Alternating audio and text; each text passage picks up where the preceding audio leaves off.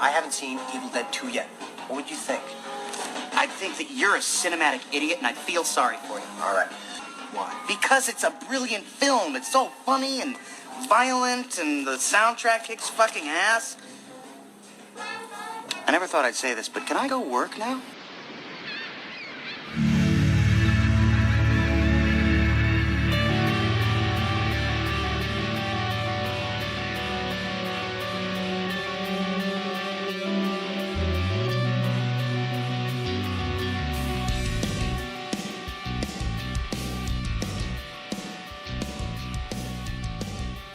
Welcome to another episode of What the Hell Did We Just Watch? I'm your host, L'Emotional Lou.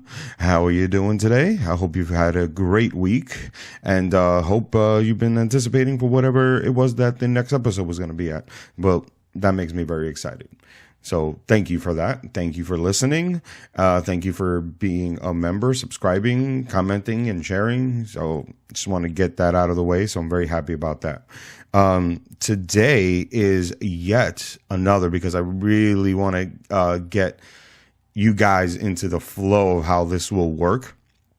I really like this new segment. I want to try to get better at it. I'm trying to get something that I can do, in this that I would really, really, really like you guys to really enjoy the segment if I would have done it.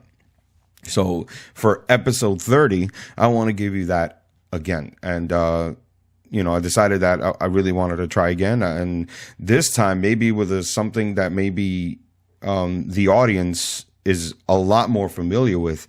And today's film will be Iron Man 2. Okay, so I'm very excited about doing this one for Iron Man 2 today. So without further ado, I'm just going to go step right into it, okay? So here we go. If I would have done it, Iron Man 2. Now, just so we know where I stand with this film, is Iron Man 2, it's not a bad movie. Don't get it twisted. Like I said, I don't do if I would have done it for only movies that I don't like. The last episode, yes, The Sixth Sense, I was not a fan of, but I was open-minded and I was able to produce something where I believe that I will actually enjoy the movie. So I don't want you to think that I have the same feelings that I had for The Sixth Sense for Iron Man 2. That's quite the opposite. Now, with Iron Man 2, like I said, I liked it. It's not terrible, but boy, did it have so many problems. Before I even get to start talking, let me just give you a little tidbit. If people didn't even know, the second that Iron Man was a success, they went straight to filming. And believe it or not, they did not even have a set script yet. They were shooting without a script. And if you're really paying attention, you can kind of see where the movie kind of falls apart. It's a little bit disjointed. It's also a little bit like it doesn't make any sense and things like that. And you'll understand where I'm coming from with this when I start talking about it. But I don't think it's bad. I think it's the worst of all the Marvel films that was released for the cinematic universe. They almost shot themselves in the foot completely. Before even starting, so this movie proves it, that they had to take a step back, that they had to rethink about their franchise in terms of from the side of Iron Man, where they were going to go.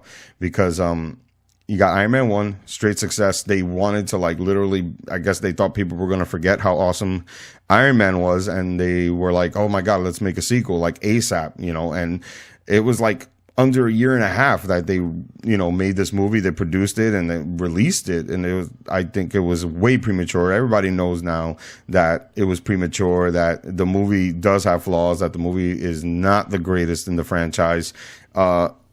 So, I think that it's worse than The Incredible Hulk, which is the Hulk film that was supposed to be made. But I don't even think that movie's bad at all either. It's not terrible. But they still couldn't find their niche of what kind of Hulk movie they wanted to tell. That's my personal opinion on that one. Maybe I'll do it if I would have done it for that one, but I think there's nothing I saw there that they could have done that was better or worse, other than the fact that they probably related themselves to trying to make they were trying to satisfy the TV show as opposed to the comic book show, the comic book books, you know. So that's my personal opinion on why I think Hulk is failing, because they're trying to, you know, cater to the TV show and not the comic book. But now they've fixed that, and the only way that they see that they're doing anything right is if they just keep him, Hulk, just laying around over all the other movies without giving him his own movie. But that's their answer. It seems to be working, then good for them. But I've talked way too much about this, you know, other stuff, you know. So let's go to If I Woulda Done It, you know, take 2, Iron Man 2. All right. Now, the beginning of this film is one of the things that I've always had a problem with. I do like the fact that it starts with what happened at the end of the first film as a TV show, and then we get to see that you know, we get introduced to Vanko, you know, the two Vankos, the father and the son, and one is dying, you know, the son is taking care of him and everything like that, and then, you know, it starts opening up with you know, my knowledge is the only thing that I have for you to give you and stuff like that. And then you get to see this guy, Ivan Vanko, who, if you didn't know, is that in the comic books, he's known as Whiplash, you know. So one of the things that I have a pet peeve that these villains never get a name in these Marvel films. They never really get one unless it's their actual name. But Vanko, he actually, you know, kind of like Tony Stark's built arc reactor, you know, that powers the suit and things like that gives, you know, all the power for that. He builds one in his apartment, the same way that he builds that Tony Stark builds his first Iron Man suit in a cave, you know. So in that same kind of like feel. Now, what I'm trying to say is that that's the first thing that I would change. That I don't believe should be the beginning of the film. Now, what I do believe should be the beginning of the film was the actual alternate opening, which was the original opening to this film that was written. It was filmed. It's deleted scene. You can actually check it out if you own the Blu-ray or DVD of Iron Man 2, and you have the special features part of it, you actually can see the alternate opening, which I think it's a lot better. Now, the way that it starts, it starts with Tony Stark throwing up in the bathroom on an airplane, which is the airplane that he's about to jump out of. So that's where the connection is. Just jump out into the pavilion in Flushing, New York, in Tony Stark's Expo. So he's throwing up. He's super nervous. Pepper Potts is there with her, and she is trying to calm him down, trying to tell him that it's time to go, it's ready to go, and all this and that. And when the pilot says, here's the drop zone, we're ready to go, he just kind of snaps out of it, and then he's like, all right, let's do it. And just before he's about to jump out of the plane, I think it's still witty, it's still funny. Tony Stark has to ask this very serious question to Pepper Potts, and he was like, how's my hair? You know, and then he starts going to this thing into like, you know, how his hair should look and all this and that, and the wind and all that stuff. And she says it's fine. They end with it, because one of the things I do like is that Robert Downey Jr. just knows how to be Tony Stark. I think that some of his best lines and his best scenes are, for the most part, I think unscripted, and I think he goes on the fly, especially nowadays, where I believe he just knows how to be Tony Stark without having it to be so written on a script so much. Excuse me. So he's talking about his hair. Just when he is about to go, Pepper Potts gives him his mask, his helmet, I should say, his Iron Man helmet, and he was like, you know, can I get a kiss goodbye? You know, and she just kisses the helmet and throws it over the plane. And just before he jumps out, he tells Pepper Potts, "You complete me." Now, what's essential about this scene is that, one, it's a lot better than that beginning. You know what I mean? To just put us into like the villain's shoes. You know, I don't believe that's how you say it. I think we ended it with Tony Stark being cocky. We should start with Tony Stark being cocky. That's the way that I see it. I think that's a much better beginning. leaves you back to where you were, like where you left him, Tony Stark. And it will also feel like it's like one of those kind of sequels where it's super attached to the first film, like if it was made as one long movie, So if we go with this beginning, now what makes it great is that we establish that Pepper and Tony are still in a relationship, in a loving relationship. And we also establish that the second that he announced that he was Iron Man, it was a bold, cocky move. And so he's living that bold, cocky life, because how does that scene end? We all know it because it was still stayed in the final film, where he jumps out of the plane and he gets into the pavilion and he's doing the expo thing, looking all flashy and all that cool stuff. He got dancers behind him and all that stuff. And I think that the alternate opening scene goes well with, the end result, which was at the pavilion, And, and then somewhere along the line from there is where maybe after the expo, which is probably where I would put it, after the expo, or at least go to the televised version of the expo, like the way they did it in this film, the same exact way, but it would be at the expo that you're seeing it, and enter Ivan Vanko and his, and that whole scene and everything. So it wouldn't be the beginning. That would just be like the little moment, that we're getting to be introduced to our villain, and we're getting introduced to his father, the schematic, everything the exact same way. The scenes weren't bad. I just believe they're in the wrong place, So onward to that. Now, this is actually where the movie actually changes, other than just that alternate opening, of course. I do away with that entire part of him being sick. Why? If you're going, what? Why? How the hell? It's because I believe that when it comes to someone being, that kind of a dramatic effect on a character, it shouldn't be in a part 2. I've always thought, and I've always said to people, that should have been in the third film. Even before Iron Man 3 came out, I was like, one movie is not enough for me to care so much about him almost dying. You know what I mean? So, and then on top of it, think about this, this movie's overdone it. Yes, that movie's one of the few movies that's ever done it. Superhero sequels don't have, they've never done like, oh my gosh, he's almost dying, stuff like in part 2. You know what I mean? So, but that's not a good thing. We don't have more of you. So why are you taking things away from us? Now so in a part 2 where we feel we should get more, we're getting a little bit less, because now we're trying to feel sorry for him for almost dying, because the palladium element that he's using on his chest is actually poisoning his bloodstream. And that's a good angle. Trust me. I just don't believe that we should care so much about him almost dying in a part 2, when we should be getting more action, the introduction of a cooler villain, the introduction of, not the introduction, but the follow up on the relationship between Pepper Potts and Tony Stark and all that fun stuff. And then, throw in a little bit more action into the film, where we're seeing a little bit more. We're seeing him, tinkering with his Iron Man suit, being a little better, trying to tweak it. He's only up to, if I'm correct, a Mark II in this film. And I think, and if I'm correct, at the end of the film, he makes Mark III.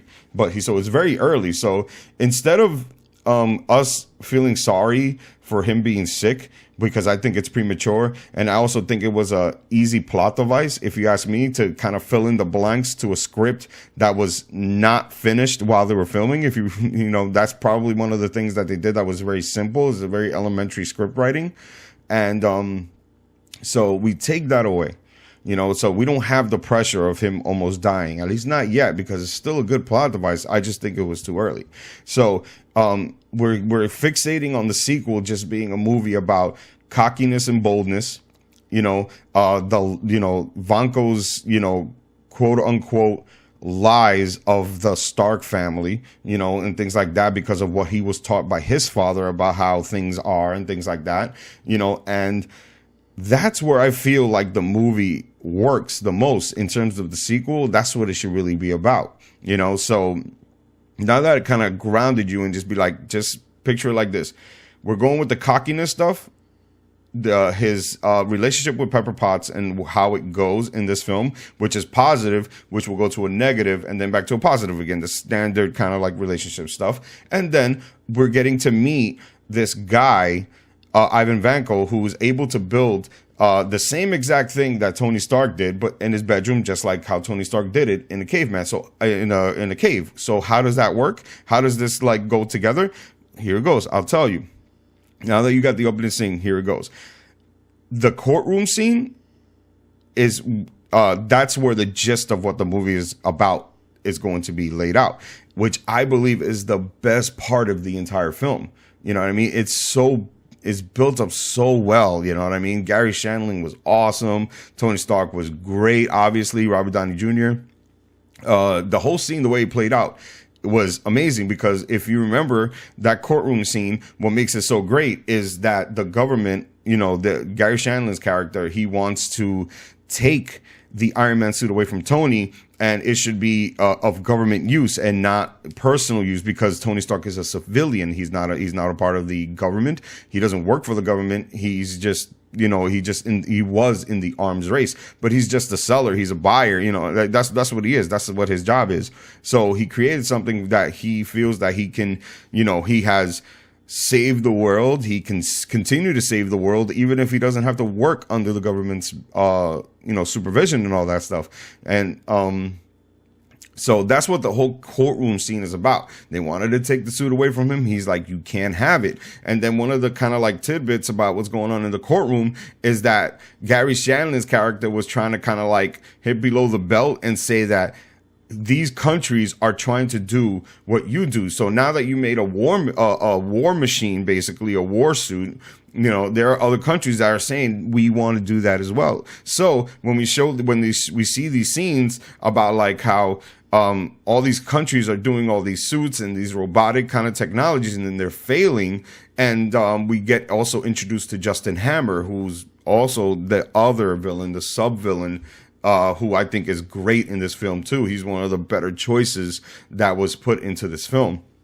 You know, and I think that angle is great too. Him trying to make this his own Iron Man suit, trying to be in the government, and he wants to basically, like how he says it, he wants to be in the Pentagon for the next 25 years. You know, that's where he sees his future, you know, stuff like that, like with his own technology, his own stuff. And now that Tony Stark doesn't do arms anymore, you know, it's up for anybody's grabs, you know, stuff like that, because Stark Industries was the leading company for that stuff. So basically, the courtroom scene where he's where he's like proving that the world is not ready, you know, technologically to build Iron Man suits or Iron Man like suits. You know, it's kind of like that in joke, like how he said it was like China, Iran, about 10 years away.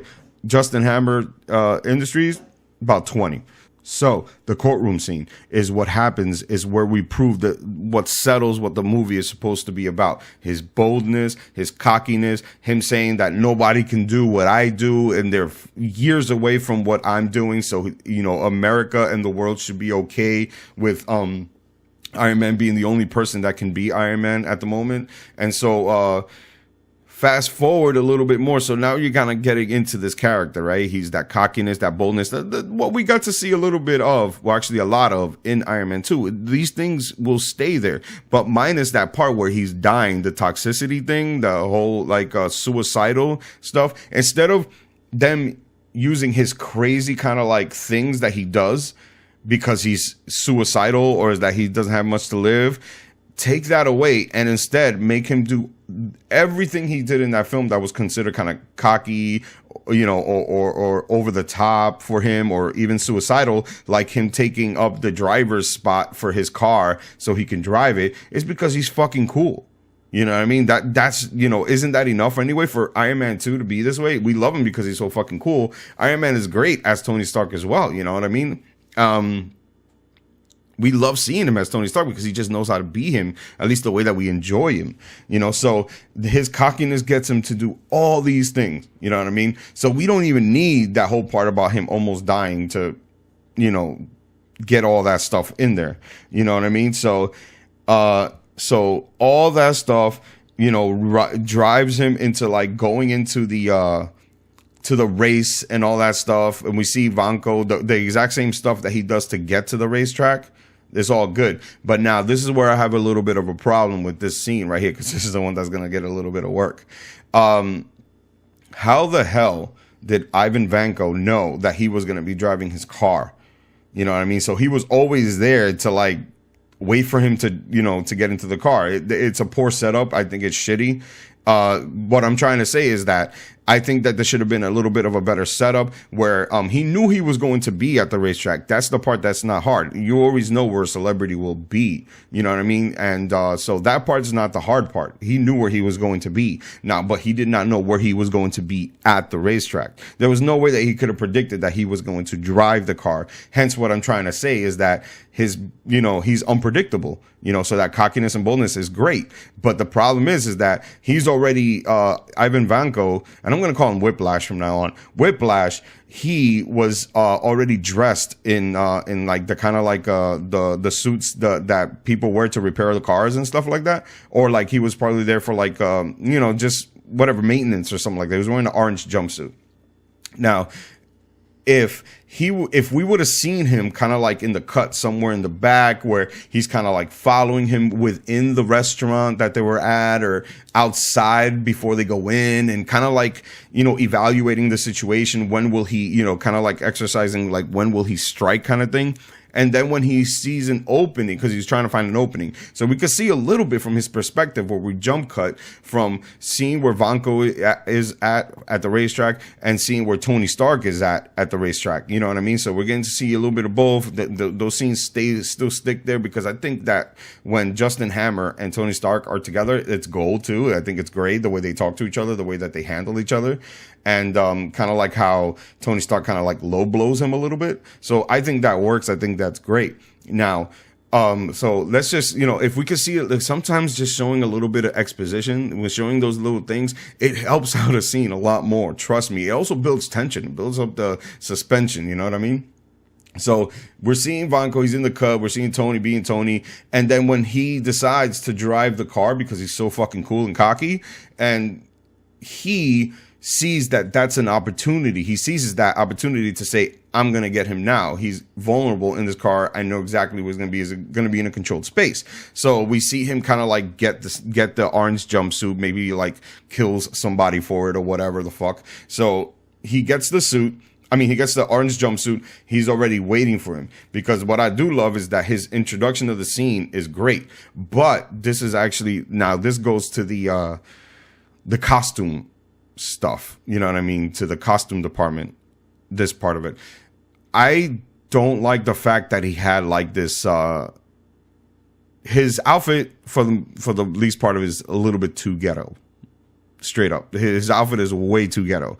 It should have been maybe a little bit more, you know, if Tony Stark was able to gonna build an actual Iron Man suit, a ghetto Iron Man suit that looks like it's, you know, that it can defend you from bullets and all that stuff, we should be able to see Vanko build the exact same kind of a thing, meaning he could have built like a little bit of a bodysuit, but like super ghetto, like super simple, but to the point where it's going to actually protect him. You know what I mean? The whips, if he would have had like maybe like a one-piece suit or something like that, but it looks like it's been made in a bedroom, you know, that it's expendable, it's explainable and well, because this is what I mean by the scene, because what pisses me off, I think that his introduction, as much as I like it, is a little bit over the top. You know what I mean? And it looks great on film. Don't get it twisted. It just does not look good on paper. I mean, it looks good on paper, but it does not look good on film entirely. His introduction was fine, but then we're having these dumb moments where Happy is coming with his car and he crashes into him. He hits him with his car. He has no protective body armor to help him with the impact of a car. That's the thing that upset me. And not only did he hit him once, but he hit him like 4 times after that. You know what I mean? Because he kept reversing and going forward. Do you feel me? You see how stupid this is? And all he gets is bleeding in the mouth. Like, he should be dead. You know what I mean? So, but if we were to believe that he didn't have to, you know, that he wasn't going to die, is that his amateur suit protected him from an impact of a car. He should have built something that even would withstand the impact of Iron Man hitting him. You understand what I'm saying? It's not just the whips. The whips were great, but the part where it's the body, it just didn't work. I thought it was way too over the top. When I remember when I first saw the film, it took me out of it. It's like, what? How can that possibly? No, like that just seems like so silly. Yes, Iron Man can lower the impact of his punch to a person. That is 100% true, but that doesn't explain what Happy did to Whiplash by hitting him repeatedly with a fucking car. Okay, I don't give a shit what he had on his back. It wasn't going to protect him from walking. You know what I mean? His whole body was exposed. So if he would have had like a one-piece amateur suit, that, protects him a little bit from low impact moments like a punch of Iron Man or even the car, because he wasn't hitting him OD hard, but he was slamming into him. A person like that, doing that right now will go to the hospital. So, the suspension of disbelief is not so good there. It wasn't a very well choreographed fight scene too. I did like the way that it ended though, with him using the whip and then coming closer to him and then punching him. That was fine. But, just picture it, just picture Whiplash with the two whips, the exact same thing, maybe like an all black kind of like one piece amateur looking suit. It doesn't look so crazy, but it's enough. It's enough to take a punch. That's basically what I'm saying. It'll just make the scene a shitload better and a lot more thrilling and suspenseful and like, oh my God, he did that. Now, inward comes in the actual story coming into play again after, Whiplash gets caught. He's in jail. That interrogation scene where Tony and Whiplash talk is great as well, because here is this man, Tony Stark, who's proving that nobody can build what he builds, and yet here's this man that came out of nowhere, you know what I mean, and says, I just built what you built, I'm able to do what you do. And the whole question is like, and there lies the question, like, how did he do that?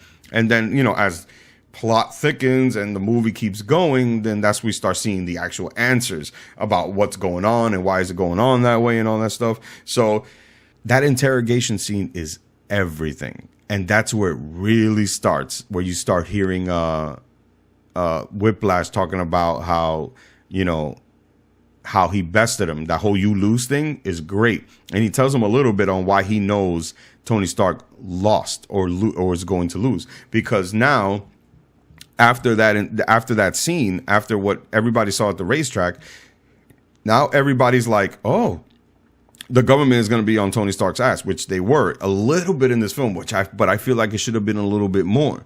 Is that, oh, I thought you said that people can't do this, people can't do that, and here we are. Someone was here yesterday and causing them shit, almost kicking your ass to the ground. So what's going on? And that's where things get a little bit heavy, from the government to Tony. And so he starts kind of like not losing his way, but he's like having a bad day. Now he's been proven wrong. His boldness and cockiness is now taking a couple of notches down. The Roman statue has been hit with a stone at the ankle, and it's breaking apart at the seams. So that happening has now shattered his ego and his cockiness and his boldness to the point where he's doing stupid shit, like where it can also connect to the party.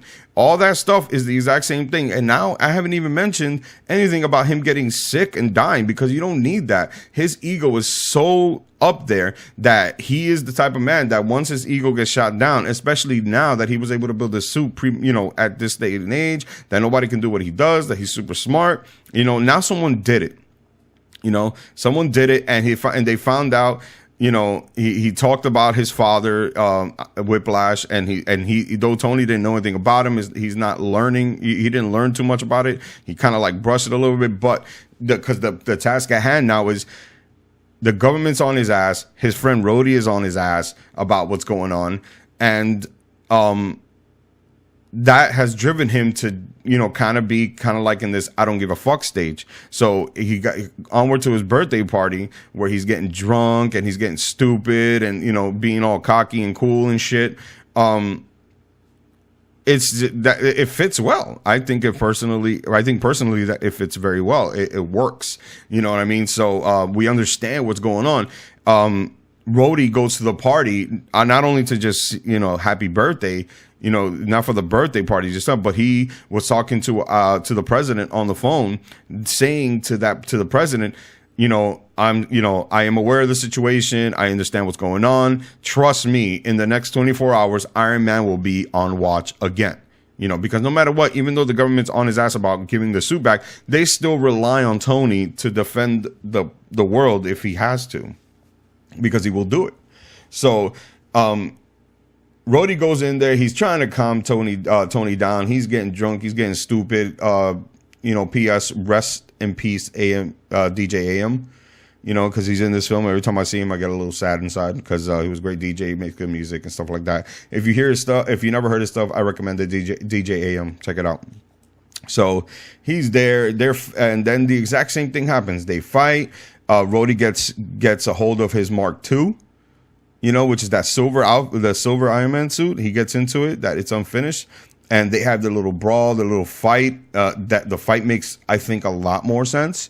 You know what I mean? So now the government is kind of like, but Rhodey's doing it. But it's the government, kind of, so to speak, saying, if you're not going to fucking be Iron Man, then I'm going to take the suit and I'll be Iron Man, so to speak. You know what I mean? That's what Rhodey basically took the suit, because they need a suit like that now to defend the world. That's just the world they live in now in the film. So the fight happens, almost the exact same thing happens. Actually, the exact same thing happens. And, Rhodey takes the suit. They do everything. They do all that stuff the same exact way. And, whatchamacallit? All these other things ensues where Whiplash gets arrested. He gets taken out of prison to buy Justin Hammer, so he can then use Whiplash to help him build the suits, for the government and things like that. And now that Tony Stark's ego has been knocked down a notch, there's a whole bunch of wolves now trying to get around so they can get on top. And Justin Hammer is going to try to use Whiplash's character to try to get there on top of him, because Whiplash knows the technology, he knows what he's doing. But the subplot about what he's actually doing is, it's fine. That's totally fine. That actually is well scripted and well prepared and well put together. Like where he's doing all these other things while he's trying to make Justin Hammer happy by building this thing. And he says, but then he changes things up. Says, nah, we don't need suits. Drone better. I want my bird. So drones better. He convinces that drones are better, all this and that. And then we realize that he actually was doing his own experimentation and building a better suit for himself, but we see that only with just the Whiplash, with the whip, and you see that it's longer. It looks fucking a lot meaner and all this and that. And, and so all that stuff ensues the exact same way. There's a lot of good stuff in here. It was just like how they, got around with that, and all this and that, So now let's backtrack a little bit and concentrate on yet another subplot, which is the relationship between Tony and Pepper Potts. Now, everything should happen the exact same way, in terms of how we meet Natasha Romanoff. How she's kind of like undercover and all this and that. Now, the thing that I don't like is that this film, Iron Man 2, what they kind of confuse you in terms of what relationship Pepper Potts and Tony has in this film. The beginning of the deleted scene shows you that they're still in a relationship. She kisses his helmet. You complete me. He says that before jumping off. In this film, you don't get that. It's like, are they together? Are they not together? What's going on? You know what I mean? Like, you really don't get that, because she's at odds with him, but yet they're never having a couple moment. They're never having I'm willing to put that on anything, comment on the bottom and tell me that this movie proves that they're in a relationship, because every time that they were together, or when they were together with quote unquote Natalie, the, Natasha Romanoff's character that was on the cover, he was like talking like super, like, flirtatious with her, and yet there was no hint of jealousy with Pepper Potts. There was nothing, there was nothing really there. They never really kissed. Like, he did say that they should take a holiday, but they were never really together. But you don't get the sense that together. He could just say to her, to her, like, oh, let's just go, because he wanted to tell her about him being sick and all that stuff. But again, we're not dealing with that. But in terms of everything that's going on, so it can play along with that, we get introduced to Natasha Romanoff and things like that. She's DT and all this and that, because I will tell you later why she's there, and because the way that they made it in the original film works. So they should take away all those flirtatious moments, that whole "can we keep her" shit. That doesn't work, especially if Pepper Potts' girlfriend. You know what I mean? So to me, that falls under the borderline of disrespectful. So it's not written well, but it's built for being funny. But nobody's in a relationship like that. Not even Tony Stark would be in a relationship like that, because what do we do at the end of the film? He's all like being apologetic about it. I mean, it'll still work, but being disrespectful doesn't work like that. And he never really apologizes for how he was with Natasha, because, their thing makes no sense. Their relationship makes no sense in this film. And yet, so he gives his company to Pepper Potts to be CEO, and yet we don't have a real establishment on what their relationship is. You don't just give your company CEO, your friend or whatever, or a girl that is your assistant, because that's what she feels like in the beginning. It's still his assistant. The CEO position makes no sense. You know what I mean? So them still establishing a relationship and being a couple, and his boldness and cockiness was like, oh, I can't run this company. I want to just be Iron Man 24/7. So Pepper, you got this down. And she would be shocked and all that stuff, but they would still be in a relationship. So it works. You know what I mean? So take away all that fucking underlining shit. Them trying to be funny with that whole "can we keep her" shit. That's not funny. It's more disrespectful. I never liked that scene, as cute as that scene is. But like the Googling and all that stuff, like that part where he was doing all that shit to her because he's like super paranoid and stuff, that's fine. That works. That's great. Like that part that they have in the boxing, I actually like that, because Gwyneth Paltrow's reaction to when Natasha flips happy over is hilarious. She goes, "Oh my God." Like it's great. So after the big ego bust, you got Pepper being CEO, and she's like trying to, damage control. That's basically because after what happened at the racetrack and all that stuff, she's trying to make sure that the company doesn't go to shit.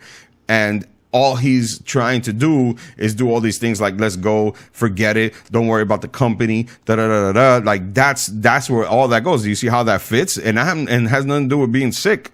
It's just that their relationship is now deteriorating because he's giving less shit about his company while she's trying to give more shit about her company. And that is kind of like keeping them separate. You know what I mean? Because she gets upset with him for, how can you let this happen? How can you, you have to be sure about our technology and all this and that. She's being super like CEO about everything and kind of like slapping him in the wrist for it, even though it's Tony Stark's company, but she's the CEO, so she's running it. You know what I mean? So that is dampering their relationship.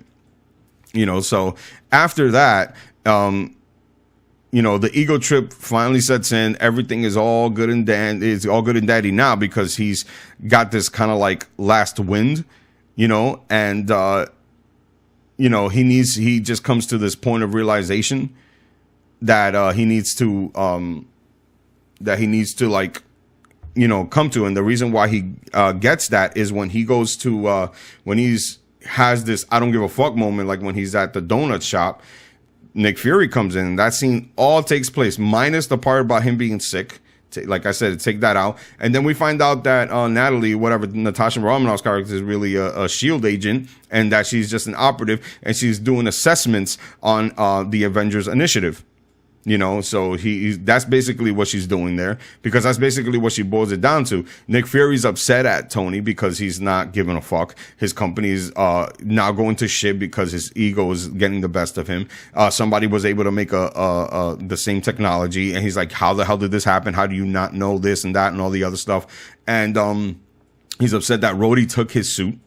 That took one of his suits. He's like, yo, what the hell? You're just letting everything just happen to you. You're not giving a shit.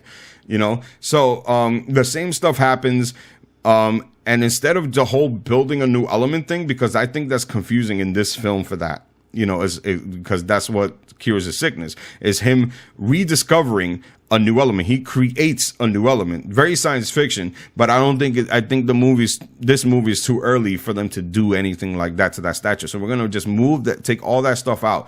And basically what he does is kind of like takes a step back. And what he figures out is the relationship between him and his father. You know what I mean? That's what Nick Fury the conversation should be mostly of your father this, your father that. It tells him about Vanko and the history that they have and all that stuff, and then he shows him some information about his father, and he sees the video and everything, but he doesn't get that from Nick Fury. He just like, you know, Nick Fury talking about his father to Tony maybe made him a little nostalgic, maybe a little bit like, you know, oh, maybe we should, you know, like, you know, do something like talk about that kind of stuff. He pops in some videos, and he's watching the video that they posted in the beginning of the film at the expo, because all that stuff does not change. It stays. It's great stuff. He's watching the actual footage, you know, before it got edited. And so he sees himself as a kid. He sees all this and that. And then he sees that one kind of like scene where his father is talking to him on film, you know, and it's kind of like, holy shit, man. Like, you know, I never knew this about my father because my father's so reserved that he doesn't tell me anything in person. He tells me things, you know, on film. You know, he's so secretive about the relationship that he wants to have with his son. And yet he tells him that his greatest creation will always be Tony. You know, so that kind of like lifts his spirits up because, you know, that's what films do too, you know. Sometimes the lifting of a spirit is enough to change a person, you know, in a film to be a better person. You know, just a little talking to is all that matters sometimes. And that's basically what this does too. A little talking to, a little bit from his father, you know, talking to, a little bit from Nick Fury, a little bit from anybody else that, you know, it could inspire him. Rhodey taking his suit was also a little bit of an inspiration, kind of like telling him like, oh shit, you know, I fucked up. And basically in that wake, what he does is builds a better suit. He's trying to build a better suit that withstands the brutal impact of the whip. You know what I mean? Like it you know, like I'm building all these things up and I'm telling you that these things drive. You know what I mean? So we're seeing him build another suit, because one of the things I also like about every Iron Man 1, 2, and 3 is that Tony Stark in the workshop, A+. Great stuff. They know how to do that. They know he looks cool fucking building, seeing him do things and shit like that. Like that all fucking looks cool. That's one of my favorite things in Iron Man 1 when he's trying to build an actual perfect suit. And in part 2, we don't see him build a suit. We're just trying to see him trying to find a cure, you know, rediscover the element. So, but if we take that all away, what are we getting? What do we have left to fill in that void?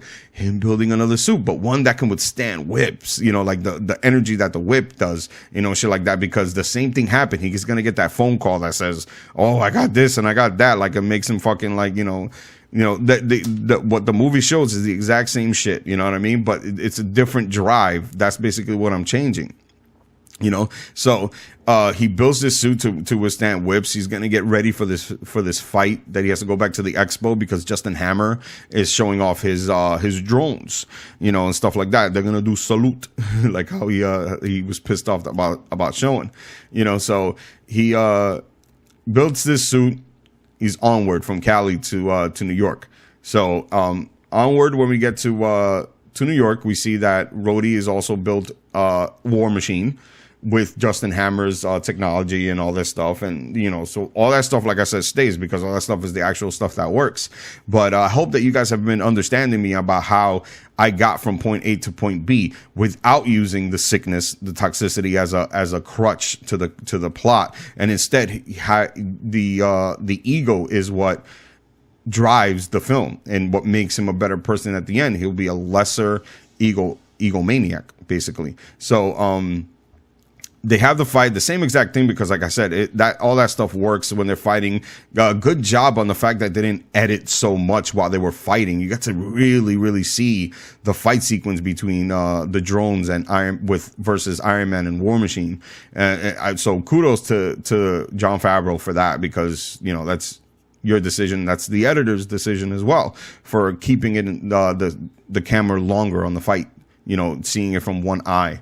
So thank you for that. And but the same thing goes, you know, evil is punished. And now here's where a little bit of changes. I hate Whiplash's armor. I hate it with a passion. It's big, it's clunky, it looks stupid. It has no real definition to it. Warmonger suit was a lot better. It made a lot more sense that it was bigger and tougher looking. You know what I mean? Whiplash's outfit, I still feel should have been the same size as War Machine's or Iron Man. Should have been their same size. That way he could be quicker. He could be more furious. You know what I mean? Think maybe it would have been better if he built a speed suit with the whips, obviously. You know what I mean? And the part with that works well is that the whips can get longer or shorter because the rope is kind of like in the back where it kind of like ravels and stuff like that. It just spins out and spins in. So that works great because when you see it in the film, I thought that was a great idea. I just think the suit is way too big and stupid. You know what I mean? It looks too clunky. And I know that they did that for film aesthetic. He's the bad guy. He has one over them, you know, quote unquote. So they always try to make the bad guy bigger for a little bit, and then eventually the good guy gets bigger. It's a subliminal psychological thing they do on film. But in this one, instead of them making a bigger suit, they make the same size suit as both of them, but the suit is a little faster. He's all over the place in fighting. The whips are longer, obviously, like I said, because they retract inside the suit. If probably in his back and everything that works. To me, it makes the fight better. I like the way they end the fight.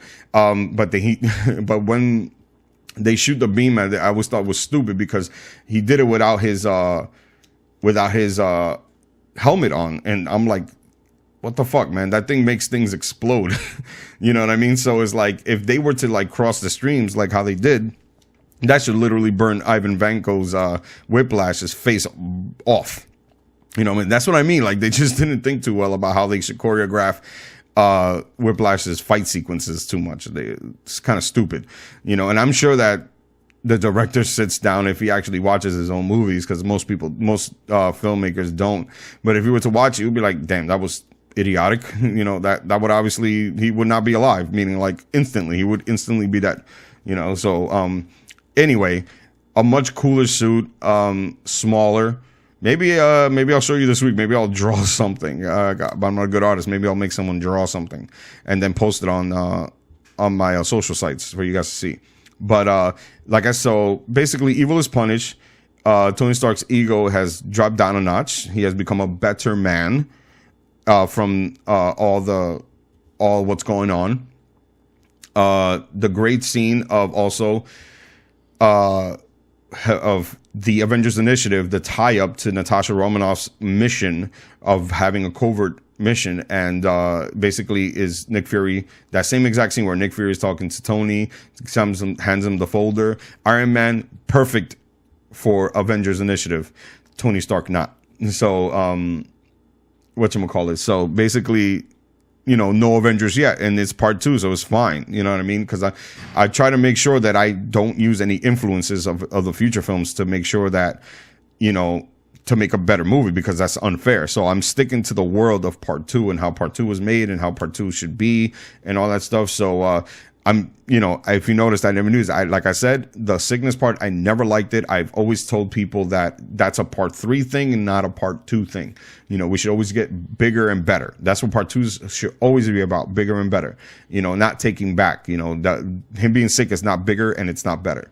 You know, it's premature. That's what it is. So there goes my, if I would have done it.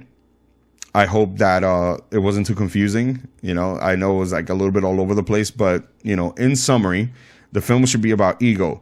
It coincides with the relationship between him, Tony Stark, and Pepper Potts. It goes also the relationship between Tony Stark and the government, Tony Stark and Whiplash's character. All his ego stuff just knocks him down of his high horse the second that Whiplash comes to show the world that he can do it too. You know, and him getting his ego in check and being a better man and saving the world. Okay, or at least saving New York City. So thank you for that. We're still here. So that's my show. I know there was a lot to talk about this time. It was a little longer, but I hope that you were just as equally as entertained as I was. So this is Lumotional Lou. What the hell did we just watch? If I would have done it segment. Now, If you want to follow me on social media sites, you can follow me on facebook.com/whatthehellpcast. You can follow me on instagram.com/whatthehellpcast. You can follow me on Twitter at twitter.com/thehellpcast. You can follow me on SoundCloud, soundcloud.com/whatthehellpcast. You can follow me on YouTube if you like. I also post this on YouTube for people that just want to just jump on YouTube. It's just an audio track only, but I'm sure that you can compensate. But like I said, you can follow me on Stitcher.com. You can follow me on Podbean, Podbay, podcasts with a plural, podcasts.com. You can follow me on there. So I'm all over the place, for your needs. If you want to find out if I can put a podcast on your favorite sites, just let me know. Email me at whatthehellpcast@yahoo.com.